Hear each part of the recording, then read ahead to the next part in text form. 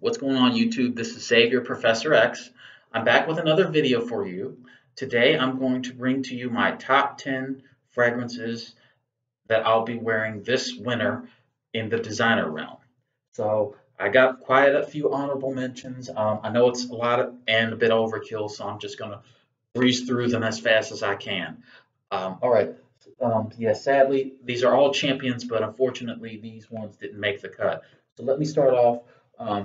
First one comes from the house of Ted Lapidus, and it is first honorable mention is to Black Soul Imperial. Next one comes from the house of Azzaro, and it is the American gangster of the community, Azzaro Port Homme. Lovely, lovely scent.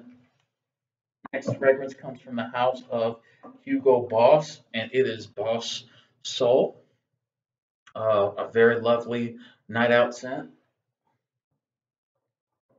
Next one comes from the house of Bentley, and you all know it's the Poor Man's Chambre Noir. Bentley Intense. Next one from that comes from the house of Salvatore Ferragamo, and it is the OG Uomo. Gorgeous gourmand. Next one comes from the house of Victor and Rolf, and it is the underrated Spicebomb Extreme. Oh yeah, great stuff. All right, next one comes from the house of Calvin Klein, and it is my favorite flanker of the Obsession line. It is Dark Obsession. All right, next one comes from the house of Perry Ellis, and it is the lovely but sadly discontinued Black Vanilla Absolute. All right, next one comes from the house of Rasasi, and it is Daarej.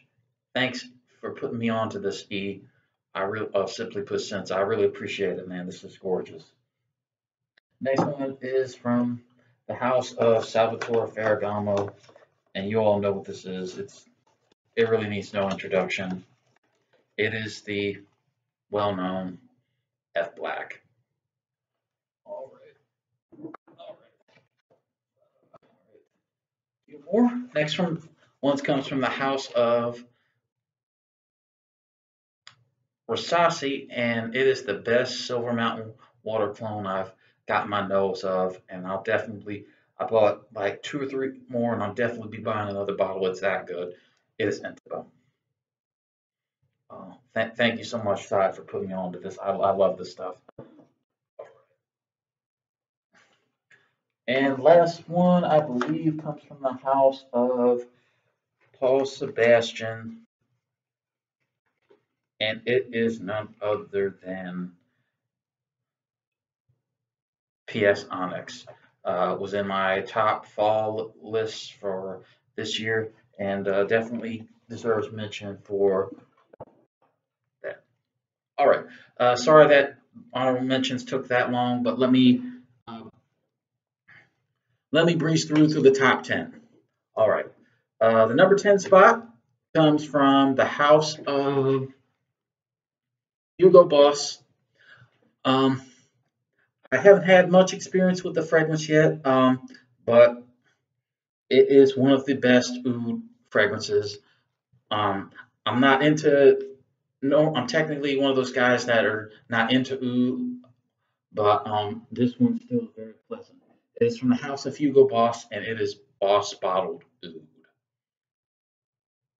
Yeah, what you get is the same apple pie DNA from the original Boss bottle mixed with oud. I think there may be saffron in there, I'm not sure, but definitely a nice statement maker. Great fragrance. Check it out. Number 9 comes from the house of Valentino. It is the more mysterious brother of Tom Ford's Black Orchid. Actually, Actually, to be honest, it's a cross between Black Orchid and Amouage Journeyman, and it is none other than Valentino's Uomo-Noir Absolute. Oh yes. What you get is a nice fiery, peppery, uh, leathery, almost kind of a gourmand type of feel, mixed with a little bit of the iris, but it's in the far background. Very great. I would say one of my top and favorite daring scents, and I'll see if I can do a video with my top daring scents in the future. You know, Uomo Noir Absolute coming at that number 9 spot. Number 8 spot comes in from the house of Davidoff.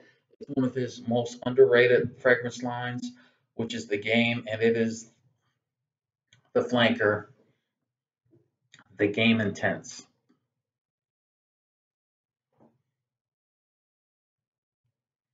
All right, let me see. Yeah. What you get is a darker, slightly oodier, um, smoother, more well-rounded version of John Varvatos' Dark Rebel. If you like Dark Rebel, but you want something a little more professional, get this in your arsenal. So, Game Intense by Davidoff at number. The number 7 spot comes from the house of PACO Rabanne. It is from the 1 million line. It is the more mature brother. It is 1 million Prive. What you get is hint of the original 1 million mixed with the kind of an apple pie vibe. I would say somewhat of a Parfums de Marly Origin without the honey. But gorgeous scent, compliment getter, can't go wrong with it. 1 million Prive at the number 7 spot. Number 6 spot comes from the house of Paul Sebastian. A lot of people joke that it's kind of like the Cougar getter or whatever. It is from the house of Paul Sebastian. It is none other than the OG PS. What you get? All right. Lavender, vanilla, spices, gorgeous scent, great sillage monster. Not quite as powerful as my number 3 spot, but still gives it a run for its money. PS at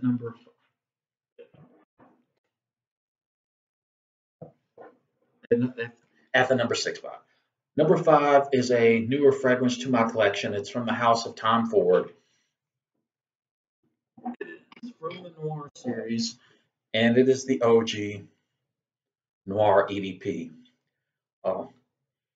Georgia, the Fragrance Apprentice, did an amazing review of this on how it's considered the graveyard of the fragrance game, and how this opening gives you this nice, spicy, almost very mysterious, foggy floral. So, gorgeous scent. Definitely a statement maker. Tom Ford Noir EDP, the original, coming in at the number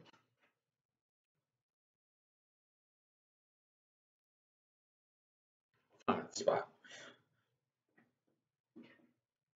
Number 4 comes from the house of